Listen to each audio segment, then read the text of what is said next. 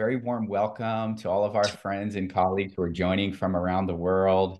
I'm very happy to be here with my friend and colleague Anne Corriveau, IC3 leader from the Content and Research Committee, who also leads the recruitment and admissions effort in Boston. And we're so happy that you're here with us, Anne. But a welcome from Philadelphia. I hope everyone is doing well. We're just 1 week away from the, believe it or not, the session proposal deadline for the 2024 Annual IC3 Conference and Expo. It's hard to believe, but I know that now, we're very much just like our students in that, we're preparing now. We have a week. It's really time for us to turn on the jets and get the proposals going. But, I want to just start by, before we get into the topic and the agenda for this proposal, really just thank you for your presence. Thank you for caring about the work of IC3. The conference that will happen in August, and of course, if you haven't marked your calendar yet, it's 28th and 29th of August in New Delhi, in India. We're delighted. We'll be welcoming the world to India's national capital region. This is really about much more than just a conference. And we're really here coming together because we want to see every young person have the guidance and direction they need in their lives to find purpose. And that's not just a life purpose, but we say a purpose in everyday life, right? Finding that what is motivating us in our daily lives. And for all of us as educators, whether we're university leaders or whether we're counselors or principals, we're all here for one purpose. And even though at each individual institution and school, we have our own objectives, we have our own initiatives, there is a bigger picture here. And that is we want to live in a world of purposeful people. And of course, our focus is on helping young people find that purpose and direction. So with that, we're really excited, of course, now that we're getting so close to the conference, not just the proposal deadline, but what that tells me is that as we're coming up to the proposal and the early bird registration deadline is that the conference is really just right around the corner. These 4 months are going to just fly by, just about 4.5 months away from the conference itself. And what's so special about this is that, of course, each year the conference not just grows but deepens. I think and really propels this movement. We call IC3 a movement because it's something that we all are feeling connected to, that we all have a stake in. And that's really what the conference is about, coming together to move that mission forward, whether you're in India, whether you're in Brazil or the United States, right? We're all connected to this wider purpose. And just to highlight one or two things that you can expect that you may not have seen before. Of course, first, the venue in Delhi is incredible. It is a world-class venue. This will be the first time that IC3 will be at this particular venue. It's called Yashobhoomi. And it was inaugurated by the Prime Minister back in October. The space itself. And we'll just ask everyone to just mute your microphones while you're not speaking. And Anuradha Neha help us out with that. But we will, throughout the session, of course, if you have questions, just raise the hand. We're happy to address those. So the venue itself, the scale of the conference will grow significantly. We're expecting 2,000 plus colleagues from 75 countries around the world. I also want to highlight from a content standpoint, this will be the first time that there will actually be a track in consciousness and well-being, right? So this is something that will be at the conference, a focus around this, and we're seeing this play out in many of the regional forums, which have been taking place around the world since January, and will go all the way through July. My colleagues Neha and Anuradha will continue to share some links throughout the session today, so you can interact with those and all of those pieces. But Anne, I just want to turn it over to you. You can, Sure. I'm sure you have some thoughts about what's in store for us today and in the next few months. Absolutely. I just want to start by thanking everyone for being here. My name's Anne Corriveau. I'm speaking to you from Boston, and it's really great to see all of you and to be here. And also, I think a topic that's so near and dear to my heart, and just not so much maybe the exact title here that I'm looking at, submitting a dynamic session proposal, but more about sharing knowledge with each other, the reciprocity that comes from working on a project like this and submitting a proposal together. And I had to laugh when Jim said, it's a week away. Isn't that how we all work best? I think we're all pretty busy, and sometimes it takes that fire to be lit to get it together. I was also kind of reflecting on session proposals in general. And I was thinking about, when was the first time I did a session proposal? How did that happen? Because I think many of us feel, and maybe I'm alone in this, but sort of how could I possibly have enough to share with this group of with a range of experts in the room and so many amazing people. And I remember being very young, meeting a counselor, and I think so often, as it happened to me, this counselor in Switzerland said, this is a problem we see. And she just sort of said, let's do a session about that at some point. And I sort of said, yeah, okay, just polite nodding. It was a young professional. And of course, it resurfaced later when she reminded me that of the opportunity. And I can't thank her enough to this day. She's since retired, but give me the opportunity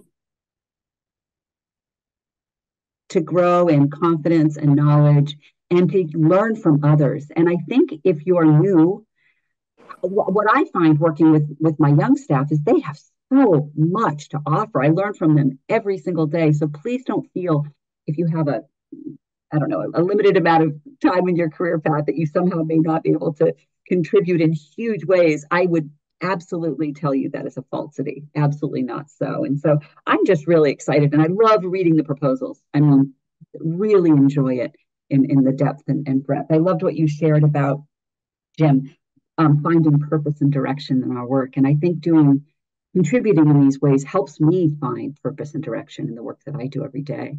It just brings to light new angles, new thoughts, new perspectives, new areas where people are in their own journeys. And you can't help but be inspired by that.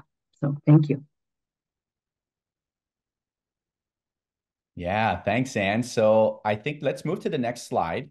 We can Sure. get into the meat of the session now. And Absolutely. And I think this can really be a dialogue. It's a nice group here to really share. So, we will have time for questions and welcome them. So what we're going to do is get into really the broad themes and the narrow themes that we have, the sub themes. And then we're going to talk about just some general advice about maybe how to think about a session proposal and how you might want to frame it and consider it. The importance of diversity in this work of assembling a good session proposal is important. And what do we mean by that? It's a buzzword, so we're going to drill into what that means specifically. And lots of resources out there. I know some of you are thinking, how do I start, perhaps? Or, I have this sort of idea that's germinating, but I don't know what to do with it. There'll be lots of resources for you. And if you feel alone in this idea that's being cultivated, we'll find ways for you to shape that and contribute for sure.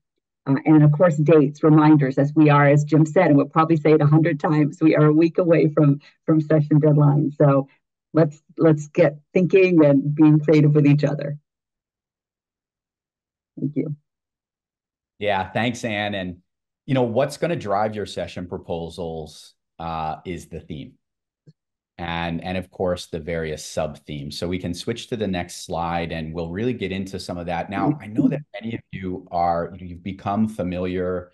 The committee's been doing some LinkedIn Lives. There's been lots of communication. Of course, the regional forums that have been happening since January around this theme. And from competition to competence, I think the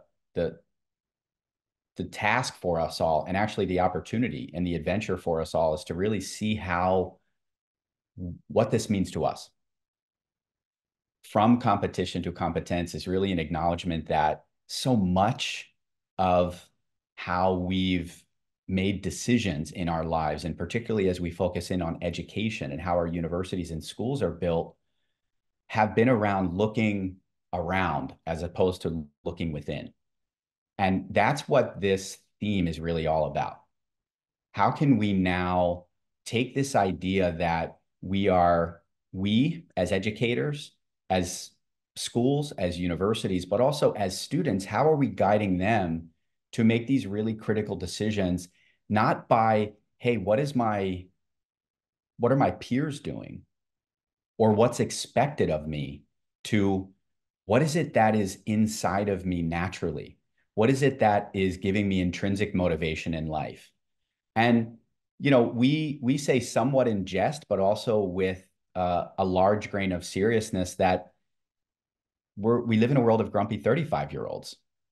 And this idea that why is it that the most recent Gallup poll data shows that only a third of employees are actually engaged in their work?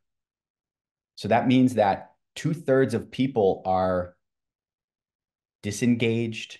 They've they're mailing it in, so to speak. When they get into work, they're working on other things. Or actively disengaged. This is the reality for many who are going to work every day. And why is that? Largely because we were looking around as opposed to looking within. So that's what this theme really is. So we want you to go deep with this. Now, there are 6 very substantive sub-themes that the committee has devised, right? So you're seeing them here on the screen, but we would encourage you to really look at the theme description documents and look at the overall sub-theme, yes, but specifically in those sub-themes, where do you resonate? What's speaking to you? And I like, Anne, how you phrased it, that first session proposal that you worked on, all those years ago was, here's a problem that we face. Here's the problem statement. Here's the challenge that we're facing. How can we actually address this now? And there's no shortage of these sorts of things that are coming. And I think what's one thing that sort of leveled the playing field in terms of experience is that so much of our field is new, right? Whether it's technology, whether it's living in a post-COVID world, this reality of living, partially in person, partially virtually, all of these things are new. So whether you're a 30-year professional or a 3-year professional, so much of this is actually, we are all having to unlearn and relearn, right? I think that's something that's really, really key. So as you look at these themes now, as I look at this, I say, oh my gosh, some immediately jump out to me. And I would encourage you to do the same, right? Failure as a teacher, for example. This is one topic that's fairly taboo for many of us, right? Failure is something that for many of us, even in education, as we're working with young people, it's like failure is, we can't fail. We can't admit that we've made a mistake. There's certain perfection, or at least the perception of that. Social media sort of feeds into this.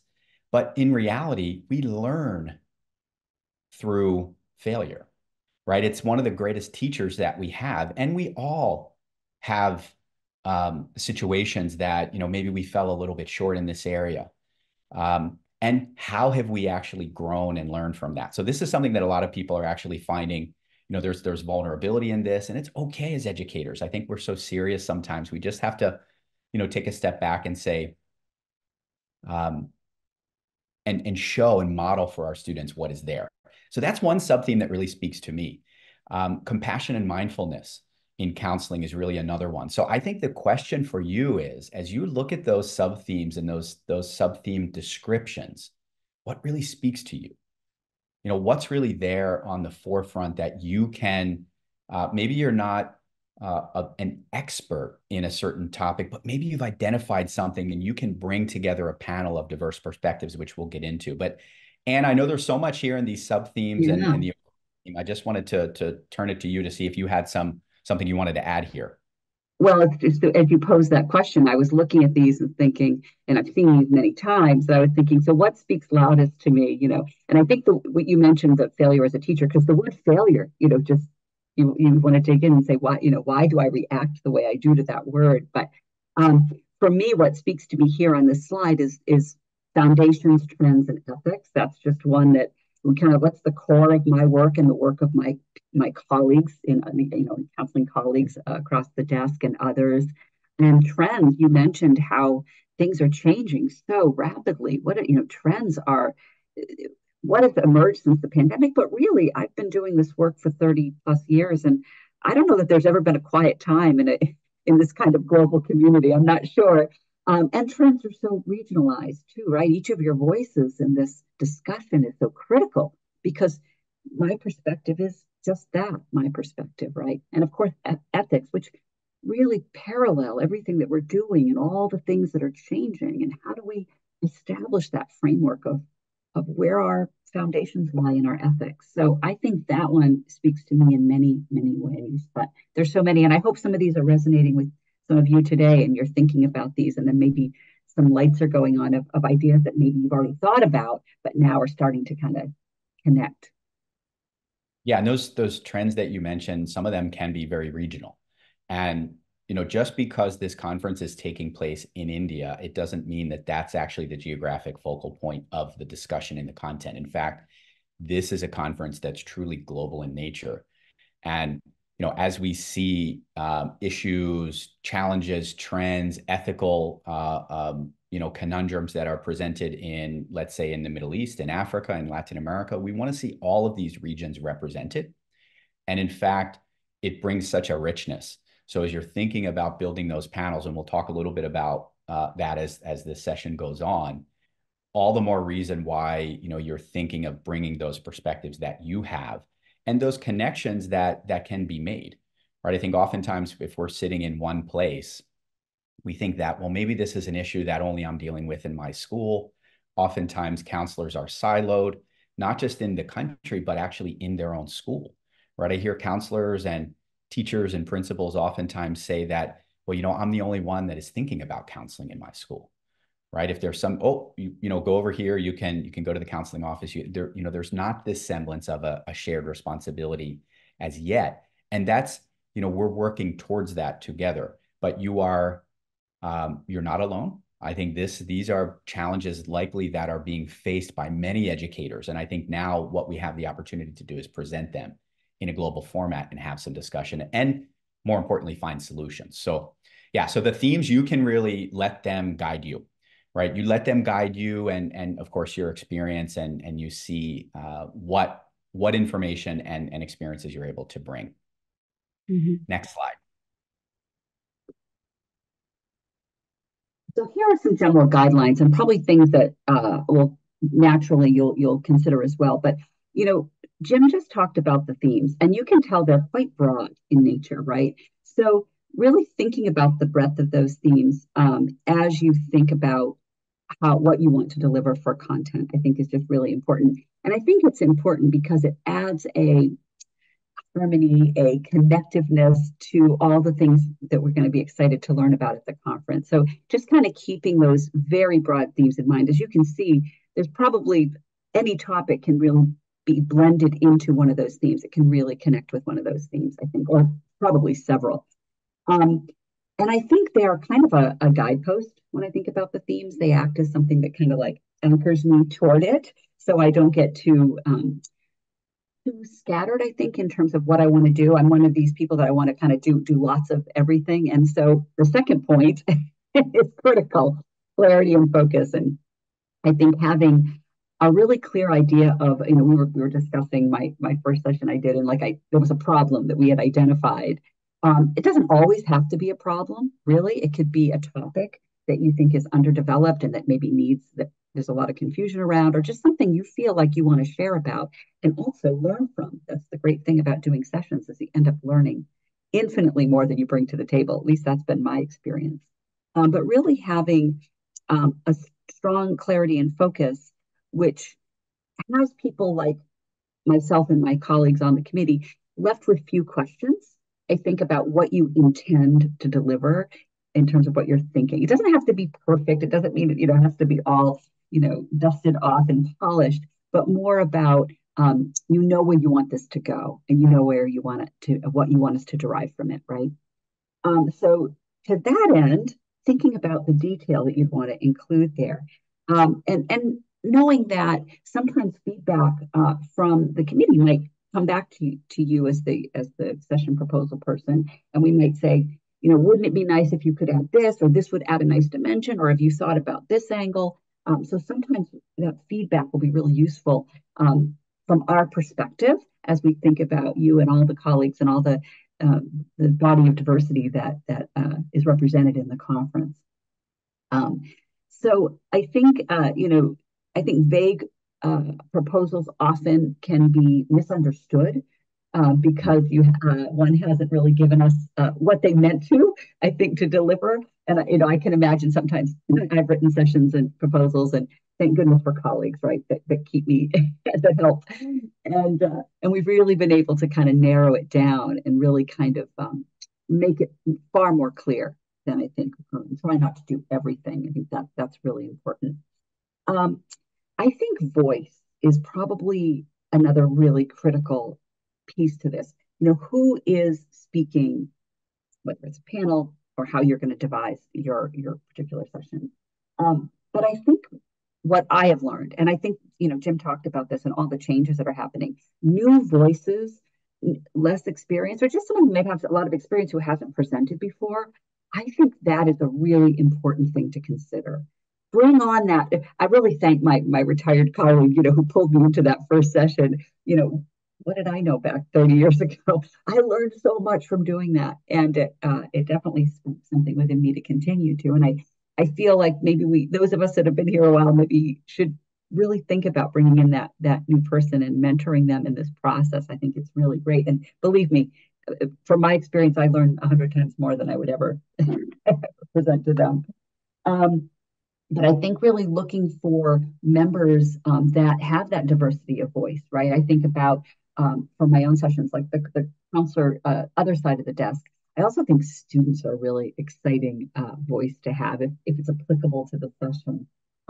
Different regional voices, different diversity in that. I know we have a slide specific to diversity, so I'm just touching on that. But when you think about all the different voices you can have and where your idea, who intersects, who are the stakeholders in that idea or that concept? And then how can you make sure that their voices are heard and delivered so that the breadth of that content, even though it's focused, is delivering many, many angles in that focus, if that makes sense. So I think those are the critical pieces just to think about. And every session will be different, but I think these are good guideposts as you try to deliver your content. Yeah, thanks, Anne. And I think now as we talk a little bit about the proposal components, right, how you're actually putting this together, some of the areas, and I just want to say, please, if you have questions, use the chat or just raise your hand. We're happy to do that. We wanted to make this, interactive. Great. We're here to do. So whatever specific questions you have, and there is no silly question. So just please share that, and I'm sure that others also have a similar question. But as you're thinking about those proposal components, and I'm sure many of you are either at a certain stage advanced in proposing this, or maybe you're just getting started if you're sort of being motivated by the deadline here. But really, I want to get into just each one of these briefly, and of course the session title and brief they go hand in hand, right? These are really critical, and I would say from the committee's perspective as it reviews those sessions, they're really looking at, okay, the title, which really should reflect the topic. I know that sounds obvious, but in some cases, that's not always true, right? In a proposal, you really want to make sure that you are selecting a title that is representative of what this will be about. And remember, at the conference itself, at any given time, you're going to have 6, 7, or 8 sessions happening concurrently, right? One of the feedbacks that we get every year from people attending the conference is like, oh my gosh, the content was amazing, but I could not decide where to go. There's so many sessions that are happening at the same time, and actually your title in the end should really message, what you're going to be speaking about. And then furthermore, that brief or that session description, that's really another way to understand a session brief is, what is it about, right? Having a succinct description of what you'll be covering. And And of course, that's critical. You'll align with the sub theme, right? One or more sub themes that you'll select. The more specific you can be, the better, right? We have seen an increasing number of session proposals coming in over the last few years, right? Each year we receive more session proposals, many more than can be accommodated just by the sheer limitation of the schedule. So the more specific you can be, the more clear that will be to the committee as to why this session should be offered at the conference. So the sub themes will help illuminate that. The audience is important, right? And I'm going to give an example as to why the audience is really critical. And I'm also going to share some sort of historical information, which also might help you decide to which audience you would want to present your proposal. Each year, the overwhelming majority of proposals come in to present to the school delegate audience, whether that's counselors, typically counselors and or school leaders. There are many fewer proposals that actually come in to speak to and help address challenges perhaps that are being faced by university delegates, right? So I would encourage, our counseling colleagues and our university friends that are here to really think about which areas and which target audience your session is really for, and be specific, right? If you're selecting, okay, this is for all audiences, it's less clear actually what your session content is relevant for. And it makes it a little bit more challenging for the committee to determine, where this will fit in.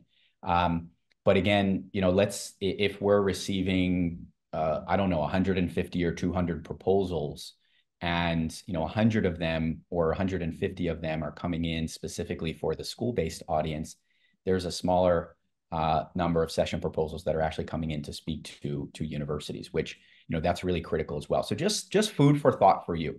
Of course, your session, it should happen organically, right? If you're feeling pulled in a certain direction, then you go with that, but be clear as to who your audience is. And then your session format, there really are a couple session formats that you can choose. One is a presentation, and this may be a presentation where you're actually presenting research, right?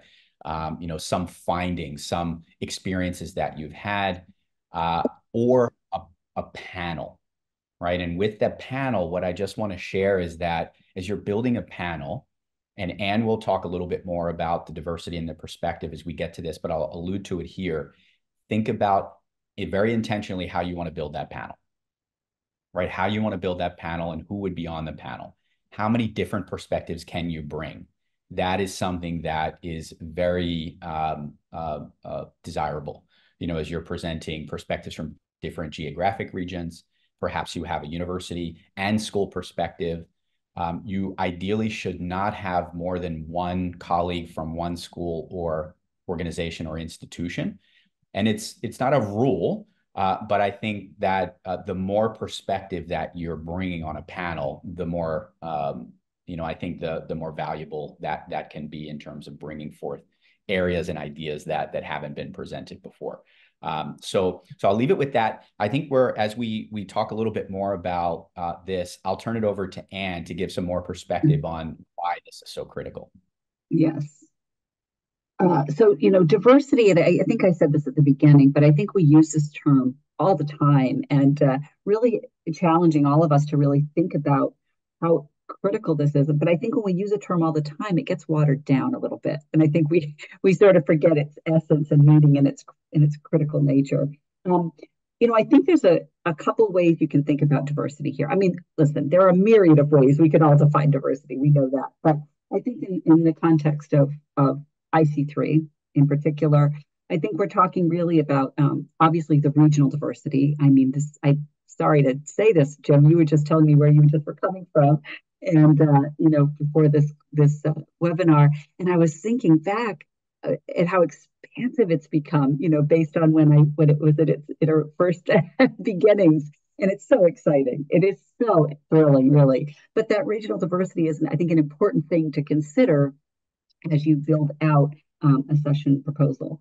I think our audiences have changed hugely for IC3, which is a great thing. And I think every region has its own unique questions, issues, things that they wish to discuss, not only within their geographic diversity, but within their diversity. I'm thinking about my own perspective, an East Coast university. I'm just thinking about the size of my university, just the perspective. It can get very my view can get very cylindrical.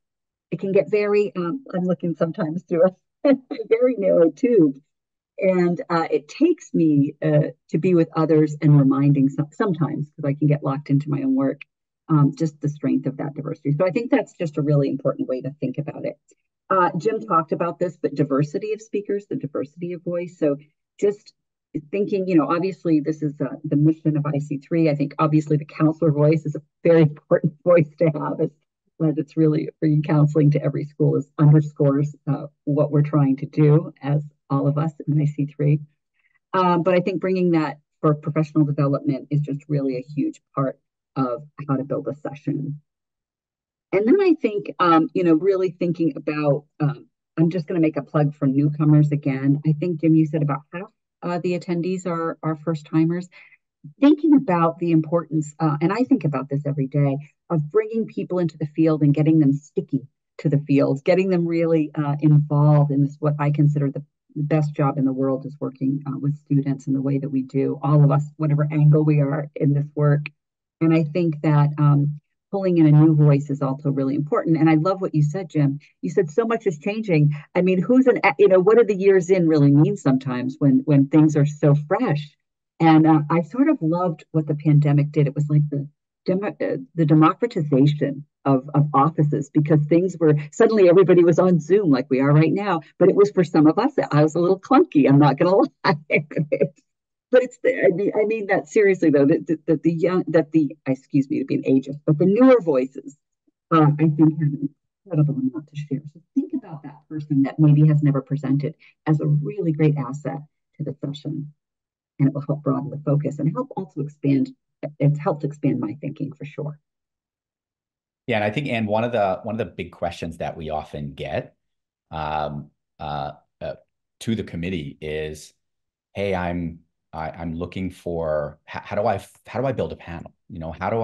I'm looking for colleagues to collaborate with on a particular topic." Mm. The committee has put together some resources for you to do just that. And I also want to share a little bit of a personal anecdote, and we can switch to the next slide so that our friends can see the resources that are there for you. But really, as you're doing this, what I want to point out here is, of course, you have the link for where to submit your actual proposal when you're ready to do that. All right, that's the call for proposals. The theme description document is really critical. So visit that, spend a few minutes with it, really go through and just reflect on the descriptions that are there, and let come to you what may, right? And that, what speaks to you in your experience. And then the last one here is an open access collaboration sheet. So this is essentially a Google document where anyone in the world can go and say, "Hey, I'm interested in presenting in X, Y, or Z. I'm looking for collaborators." So you can not only put your name there, but you can actively use this sheet to reach out to colleagues who, I don't know this person, but they're also interested in presenting in an area around ethics and counseling, right? Mm-hmm. Or maybe it's something to do with artificial intelligence and the evolution of how this is coming into the field. You can actively reach out. And now I would take that more active approach because we're only 7 days away, right? So if you're going to build a panel, and I'll tell you, I've built a panel in a week. You can do this. It's certainly possible. If you don't have your panel built, you can actually use this sheet to potentially reach out to some folks. And when you have your information in there, you may expect to receive a note and an email, a WhatsApp message, a LinkedIn message from a colleague that's there. But also, I just want to share a quick anecdote. There was a session that I had the privilege of leading last year, and it was really around implications around ethics and application specifically for AI, right, in the field. And I knew right at the advent, I probably was a few months late actually on thinking. I said, I woke up one day and I said, "Oh my God, this ChatGPT thing is happening. What is it?" And this was probably 3 or 4 months after it really came to the fore. But something spoke to me, and I said, I know very little about this. But there's not enough. I'm not hearing any conversation in our field about this yet. There really wasn't much happening. It just was, it just hit me like a ton of bricks that, this is a session that needs to be at IC3 and we need to, put this together. So I had no idea who to bring onto this panel. I'll be very honest, because there, and still, I think are very few, if any, experts in this area as things are evolving so quickly. But clearly see that this was a critical topic that was affecting all of us on a daily basis. So actually, I just put a message out on my LinkedIn and I made a post and said, hey, I'm interested in this area. If you know someone or you yourself have an interest or you have some expertise in the developing trends of artificial intelligence in our field, please reach out. I would love to connect with you, just talk with you. And from that, I met a number of individuals who we ended up building this incredible panel.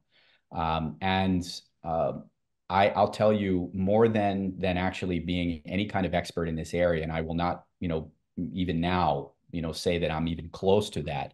I learned so much by going through this. And fortunately, the proposal was accepted, probably because it was just such a critical topic, right? That was happening and really needed to be brought to the fore. There's a parallel here. There's a metaphor for you in that if you're not sure, you have something that's right in the tip of your tongue, and you want to develop this, you feel like this is really going to be important, not just for you, but for the betterment of our field. Put that forward and just put yourself out there. You can make a post on your social media. You can talk to some colleagues at school. Maybe you have a university that's visited and you're just talking about that with them. Make this an exploration for you. That's my message, right? Maybe you're an expert in an area, and of course that's obvious for you. But if you're not, make it an opportunity to explore, because even in the scenario that the session proposal goes in, and perhaps it's not able to be accommodated, just by the sheer number of proposals, learned a lot and you've connected with colleagues, and there's always perhaps a future opportunity for you to present that as well. So, I think there's a lot of reasons for us to do these session proposals, and the last of which is, okay, because I want to have a microphone, but no, what we're doing is actually contributing, to this. And I think that's where the from competition to competence theme actually comes in. We can live that through this. So use these resources that are there. And of course, we want to now just give you some final reminders about the dates, and then let's open this up to any questions or comments. I can see some friends on the call, colleagues on the call who have presented at the conference. We'd also welcome your advice and maybe even words of wisdom. But Anne? Absolutely. And it is not too late. And believe me, in my experience, some great sessions have been born in the 11th hour. Believe me. I try not to work that way normally, but it does happen, I think, in our busy professional lives. But obviously, we're just a week away from the call for proposals, also the early bird deadline here, as you can see. But really, it's enough time, especially with the resources that we shared. So use social media, get some ideas out there. What are the things that have been churning in your mind, that problems or things that you wish you knew more about? Let's take charge of trying to solve some of those by gathering a group of like-minded souls who are also looking for those answers. The committee or IC3 will get back to you on decisions around those sessions at the end of May. May 31st will be by that deadline we will have communicated with you. So those are the three deadlines, but the most important is a week away. So let's keep attentive to that one. Yeah, thanks, Anne. I just want to add that, of course, the call for proposals deadline coincides with the early bird registration deadline. So clearly, what I would recommend is, you're of course submitting your proposal, but you're not waiting for that decision to come out to actually register, right? You want to make sure that you're registering. There's of course a guarantee when you're submitting that it would be, that it would be accepted. But with that said, if for your planning, and one thing really to note is, unlike any other year, the venue itself, which is it's a massive space. The hotel accommodations are actually not on site, right? So this is the first time at IC3 where there will be you have to really plan ahead of time to make sure that not only are you registered, but once you register, the conference travel partner and all of that information regarding hotels and accommodations will be shared with you at that time when you register, so that you can go ahead and make your book your hotels, make sure that you have all of your details arranged. Remember that the conference this year is in Delhi. It's the national capital region. Just by the sheer fact you're going to have more people from around the world coming in, it's easier to come in, it's easier to get out. All of those pieces will mean the conference will be much larger than it was last year. The diplomatic community will be present, all of those pieces. So keep that in mind. And as you're planning your proposals, you're also making sure that you're registered by the early bird deadline also. All right. So with that, I think let's go ahead and open it up. I'm not seeing any questions in the chat, but I don't know, Anne, maybe we were just so riveting that, people were just like, they couldn't take a moment away from the screen to see what was being presented. But let's go ahead and open this up. And in fact, I think we can actually stop the screen share. And you're very welcome also to just switch on your cameras. We wanted to have this in a Zoom meeting format so we could actually see your faces also. If you want to switch to a gallery mode, you can do that. You're not, of course, required to put the camera on, but I think we love seeing your faces. And if you have questions or feedback or any kind of maybe even words of wisdom for colleagues that have never presented before, you're welcome to do that. So Would love Danielle, to hear welcome. from you. Okay, are there any questions? Or just keeping an eye on the chat here as well. You can just go ahead and unmute if you do. And if those of you that have done sessions before, if there were, think about ones that you felt came together really well. What was it that made them successful in your memory around those sessions? Maybe you could share with some of us what you thought worked. Yeah, that's a great thought as well. And there's a lot of collective wisdom in this community, which is one of the beautiful things. And I think oftentimes, and just while we're keeping an eye on questions, and that just brought something to mind, that oftentimes if you have presented at either other conferences, you've not had the chance to present at IC3, all the more reason why we want you to submit a proposal. It's really important that those perspectives are perhaps coming to IC3 for the first time. That means a lot. But if you have presented before, we tend to say, oh, Anne and I have presented before, so let's make sure that Anne and I are on a panel again. But actually, I would encourage us to kind of push back against that initial instinct and say, okay, maybe Anne and I have presented together before, but maybe we want to bring in 2 new panelists, because you can have up to 4, right? People that we've never presented with, bring in a voice of a new counselor or an experienced educator that's never been to IC3, or one that we've not worked with, because sometimes those ingredients that you put into the pot, you don't know exactly what the flavor will be until the end. And I think that's, that can be really powerful. So let's push ourselves to bring in, those new voices as well. But okay, let's see. Yeah, Kanika, thank you. I can see your note. I don't know if you've got, your panel built. You can also use the session proposal collaboration sheet. You can share anything like that. I'm not seeing any questions that are coming. So I don't know, Anne. I think everyone is ready. It I seems love like it. I everyone. can't wait. Yeah. Okay, so with that, what I'm going to do here is just I'm going to put as I always like to do, just share my contact info there. And you can reach out to me personally if you have any questions. And, of course, the committee is there. The committee has a really tough job. I think, we'll also share just that you can forgive us as well. I think there's a really, the reality is there are so many amazing session proposals come in, and just as a final note, I would say, as you're building your panel, and your title and your description, you make sure that it's complete, it's final, that your panelists, that obviously you've worked with those panelists closely. I will share that each year we do have some instances where a proposal is built, but the moderator, hasn't actually spoken with those panelists, right? It goes without saying that that's not a good practice. You want to be sure that all of your panelists are on board, that you've worked with them, you've collaborated to put this session proposal together, and that it's complete. The committee, the deadline is strict, right? So you want to be sure that your proposal does come in. If you run into any kind of technical hurdle, anything like that, in the week leading up, you just please reach out to us, and we'll make sure that we can help you navigate that. But Anne, with that, I'm just going to say thank you to everyone for joining, and perhaps Anne, you can give a final word on behalf of the committee, and we'll close.